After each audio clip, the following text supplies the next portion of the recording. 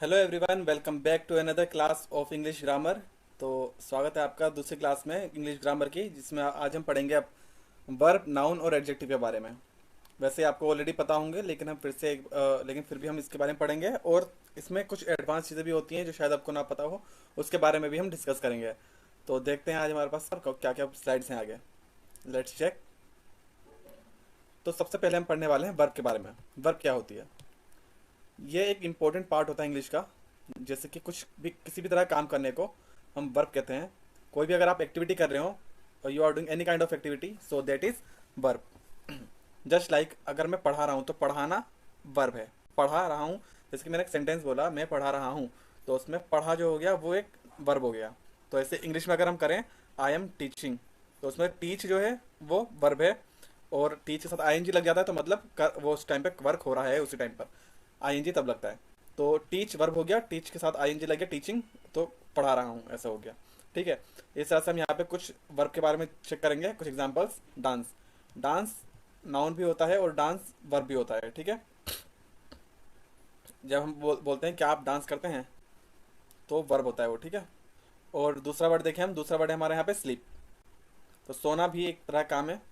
किसी भी तरह का कोई भी एक्टिविटी हो, चाहे वो सोना हो, चाहे वो भागना हो, चाहे वो कोई किसी भी तरह की एक्टिविटी, जैसे लाइक कोई प्रोसेस हो रहा है, इवापोरेशन, तो उसमें इवापोरेशन में इवापोरेट जो होगा, उसका वर्ब अलग होती है, वो होती है इवापोरेट, तो वो वर्ब हो जाती है। इवापोरेशन नाउन हो जाता है।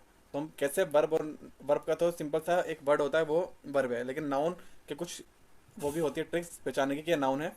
तो वो भी हम डिस्कस करेंगे थोड़ी सी आगे।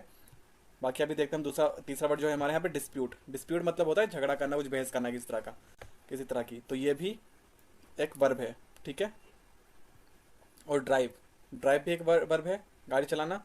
लड़ना भी एक वर्ब है, और खेलना भी एक वर्ब है। ठीक है। बाकी आपको इसके लिए और वर्ब्स ढूंढने पड़ेंगे, गूगल पे जाके सर्च कर लीजिएगा बाकी और डिफिकल्ट वर्ड्स। बाकी मैं हमारी इस चैनल पर दूसरी वीडियोस भी चलती हैं वोकैब्स की, जिसमें द हिंदू में से वोकैब्स निकाली जाती हैं, जो एडवांस वोकैब्स होती हैं, तो उसमें भी आप चेक कर सकते हैं जाके। मैं वर्ब भी बताते रहता हूँ वहाँ पे, अलग अलग एडवांस लेवल की।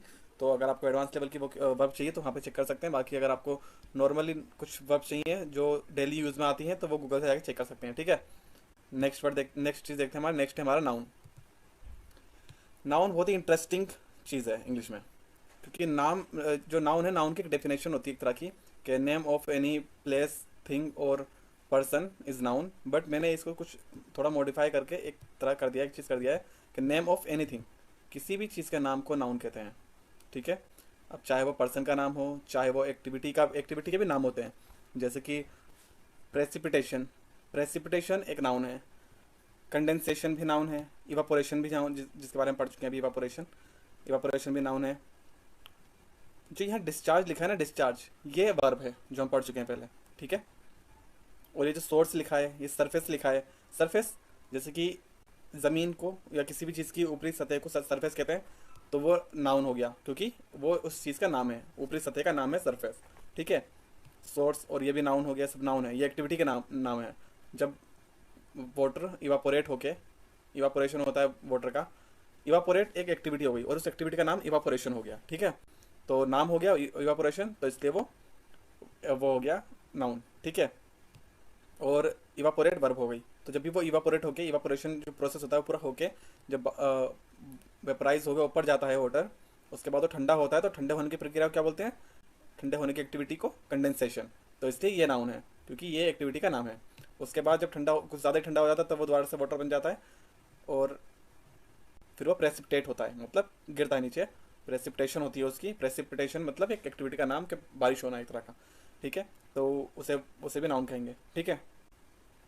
तो ये मैं आपको बता रहा था कि किस तरह यहाँ पर अलग अलग चीज़ों के नाम दे रखे हैं हमने। तो एक अलग अलग एक्टिविटीज़ हैं, उनका नाम है, तो इसलिए वो नाउन है। ठीक है। यहाँ पे एक ग्रुप है, तो मतलब किस तरह ग्रुप होता है, तो उस पर ग्रुप का नाम रख देते हैं हम, तो वो भी नाउन होता है। ग्रुप भी नाउन है, और ग्रुप का अलग अलग नाम है, तो वो भी नाउन है। ठीक है। यहाँ पे चिप्स दिखा रखे हैं, चिप्स भी नाउन है, क्योंकि ये नाम है एक खाने की चीज़ का। यहाँ बालाजी दिखा रखे हैं, बालाजी भगवान का नाम है। और यहाँ पे एक लड़का है, बॉय नाम है। और यहाँ गर्ल है, नाम है ये भी। ठीक है। एक तरह की कैटेगरी होती है इंसानों की, जिनको गर्ल कहते हैं, तो इसलिए वो जो कैटेगरी है उनका नाम है वो। ठीक है, गर्ल, तो इसलिए ये भी नाउन है। तो क्या हमारे पास नेक्स्ट क्या है? उम्मीद करता हूँ कि आपको समझ आ गया होगा नाउन क्या होता है। अब नाउन चेक कर लीजिएगा गूगल पे आके और किस किस तरह के नाउन होते हैं, ठीक है। बाकी मैंने बता दिया नेम, किसी भी चीज़ का नेम, चाहे वो एक्टिविटी हो, चाहे वो ग्रुप हो, चाहे वो इंडिविजुअल हो पर्सन कोई, चाहे वो खाने की चीज़ हो, कुछ भी जिसका भी नाम है कुछ, वो नाउन है, ठीक है, नाम। नेक्स्ट देखते हैं, नेक्स्ट है हमारा एडजेक्टिव। एडजेक्टिव क्या होते हैं? किसी भी तरह के नाउन को या किसी भी तरह के काम को एक्सप्लेन करने वाला, मतलब उसकी क्वालिटी बताने वाला जो चीज़ होती है, वो वर्ड होता है, वो होता है एडजेक्टिव। तो इसलिए हमने यहाँ पे लिखा है इसका एक्सप्लेनेटरी वर्ड्स फॉर समथिंग, मतलब किसी भी चीज़ को एक्सप्लेन करने वाली चीज़, करने वाला वर्ड जो होगा वो एडजेक्टिव होगा। जैसे कि यहाँ पे कार दिखा रखी है हमने, हाँ कार है एक, ठीक है। अब इसको अगर हम थोड़ा और एक्सप्लेन करें कि कार, जैसे कि मान लो कि मेरा फ्रेंड है जो मुझे ढूंढ रहा है और मैं कार में आया हूँ और वहाँ पे बहुत सारी कार्स हैं, लेकिन वो नहीं पता कर पाया, वो बोलेगा कौन सी कहाँ है भाई, कौन सी कार में। तो मुझे उसे बताना पड़ेगा कि कार का नाम बताना पड़ेगा, ठीक है, तो वो नाउन हो जाएगा। लेकिन कार की क्वालिटी अगर मैं बताऊँगा, जैसे कि भाई रेड कार में हूँ मैं एक, तो उसके लिए आसानी रहेगी ढूंढने में क्वालिटी बताने के बाद, ठीक है। तो वो जो रेड बताया मैंने वो एडजेक्टिव हो जाएगा, ठीक है। यहाँ पे एक मुर्गा बना रखा है हमने, और ये बहुत ताकतवर है, मतलब स्ट्रॉन्ग है। तो स्ट्रॉन्ग क्या हो गया? क्वालिटी हो गई, और स्ट्रॉन्ग इसलिए क्या हो गया? एडजेक्टिव हो गया। तो अगर हम इसे बोलेंगे, कार को बोलेंगे अगर हम इंग्लिश में, तो ये हो जाएगा this is a red car. और इसको बोलेंगे so this is a strong cock, okay. और यहाँ पे देखो हमने एक फैमिली टाइप की बना रखी है, तो मैंने इसको एक तरह से मैं लिखना भूल गया हूँ इसके नीचे, क्यूट, क्यूट फैमिली, ओके। तो क्यूट जो हो गया, जिसके हम बहुत सारे वर्ड्स बोलते हैं, क्यूट, स्वीट, एक्सेट्रा एक्सेट्रा, तो वो सभी, जैसे कि ब्यूटीफुल, ये सभी एडजेक्टिव हो गए, ठीक है। और किसी की क्वालिटी बताने से, कोई लंबा है कोई छोटा है, long short, he is a short girl, he is a long boy, और टॉल बॉय, लॉन्ग तो वेस्टों के लिए हो जाएगा, ठीक है। तो उसे भी हम एडजेक्टिव बोलेंगे। और यहाँ पे लड़की शाउट कर रही है, तो अगर हम शाउट बोलें तो वो हो जाएगा वर्ब, क्योंकि शाउट कर रही है बोला हमने, तो मतलब काम कर रही है कुछ, शाउट कर रही है, तो वर्ब हो जाएगा।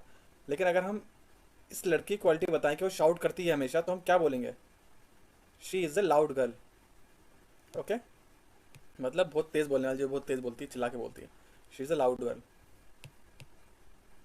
तो हमने यहाँ पे अभी हमने वर्ब और नाउन और एडजेक्टिव के बारे में पढ़ा। अब हम यहाँ पे देखेंगे कुछ अलग तरह की चीज़ कि क्या यहाँ पे लिखा हुआ है, ये आपको समझ नहीं आ रहा होगा। अभी एक्सप्लेन लिख रखा है यहाँ पे एक्सप्लेनेशन लिख रखा है, यहाँ पे एक्सप्लेनेटरी लिख रखा है। क्यों लिखा है ये? एक्सप्लेन जो है वो वर्ब है, ये समझ में आ रहा होगा आपको। और इसकी मैंने बताया था, किसी, मैं अभी बताया था कि किसी भी वर्ब के बाद से एक्सप्लेन हो गया, तो उसके उसके साथ अगर हम TION जोड़ देते हैं तो वो नाउन बन जाता है। किसी भी वर्ब के साथ नहीं, कुछ वर्ब्स ऐसे होती हैं स्पेसिफिकली जिनके लास्ट में TION जोड़कर उन्हें नाउन की फॉर्म दे दी जाती है, तो वो हो गया एक्सप्लेनेशन, नाउन बन गया, ठीक है। और एक्सप्लेनेटरी ये हो गया एडजेक्टिव। तो मैं ये बताना चाहता था यहाँ पर आपको इससे कि किसी भी वर्ड में कुछ चेंजेस करके हम उसे वर्ब, नाउन या फिर एडजेक्टिव बना सकते हैं, ठीक है। जैसे कि मैंने 2 एग्जांपल लिए हैं, बाकी आप गूगल से एग्जांपल ढूंढिएगा ऐसे वर्ड्स के, ठीक है। ऐसे वर्ड्स के ढूंढिएगा, नाउन ढूंढिएगा, ठीक है। फिर उसी की वर्ब फॉर्म ढूंढिएगा, वर्ब क्या होती है, उसी का फिर एडजेक्टिव फॉर्म ढूंढिएगा, पहले नाउन ढूंढना, ठीक है। तो जैसे कि हमने यहाँ पे यूज़ किया है कॉन्ग्रेचुलेट, कॉन्ग्रेचुलेशन, कॉन्ग्रेचुलेटरी, ठीक है। किसी ने कोई कॉन्ग्रेचुलेटरी काम किया है, ठीक है, तो वो हो जाएगा एडजेक्टिव। मतलब he has done a congratulatory work, मतलब उसने जो काम किया वो उसे बधाई देने वाला काम था वो, ठीक है। आई आई कॉन्ग्रेचुलेटेड हिम, ये पास्ट फॉर्म हो गया। आई कॉन्ग्रेचुलेट हिम, मतलब मैं उसे बधाई देता हूँ, तो ये वर्ब हो गया। और वेरी वेरी कॉन्ग्रेचुलेशन, तो वो हो गया नाउन, ठीक है। इस तरह से हम सेंटेंसेस में यूज़ करते हैं। Could you explain a little bit, मतलब क्या आप थोड़ा सा एक्सप्लेन कर सकते हैं? कुछ काम करने के लिए बोला मैंने उससे, एक्सप्लेन कर सकते हैं, तो वो एक्सप्लेन बोलूँगा मैं, क्योंकि मैंने कुछ काम करने के लिए बोला है, तो वर्ब करने के लिए बोली मैंने उससे, ठीक है, तो मैं एक्सप्लेन बोलूँगा। और वहीं पर अगर हम नाउन का यूज़ करें, he provided me a detailed explanation, तो मैं बोल रहा हूँ कि उसने मुझे एक डिटेल में एक्सप्लेनेशन दी। एक्सप्लेनेशन मतलब उसकी समझ दी एक तरह की, तो वो एक तरह का वो हो गया नाउन, ठीक है, क्योंकि एक्सप्लेनेशन वर्ड यूज़ करा है मैंने। और वहीं पर अगर हम एक्सप्लेनेटरी वर्ड यूज़ करें, तो हम बोल सकते हैं his speech was very explanatory, तो मतलब उसकी जो स्पीच थी वो काफ़ी एक्सप्लेनेटरी थी, जिसकी वजह से मुझे समझ आ गई, ठीक है। तो हम जब किसी चीज़ स्पीच की हमने क्वालिटी बताई यहाँ पर, इसलिए हमने एक्सप्लेनेटरी यूज़ किया। वहाँ पे हम एक्सप्लेनेशन की ही मेनली नाउन की बात कर रहे थे, इसलिए हमने एक्सप्लेनेशन बोला। और वहाँ पे हम कुछ काम करने के लिए बोले थे, उससे बोले थे क्या आप मुझे और समझा सकते हो, एक्सप्लेन कर सकते हो, अच्छी तरह से समझा सकते हो, तो वहाँ पे हमने वर्ब करने के लिए बोल रहे थे, इसलिए एक्सप्लेन बोला, ठीक है।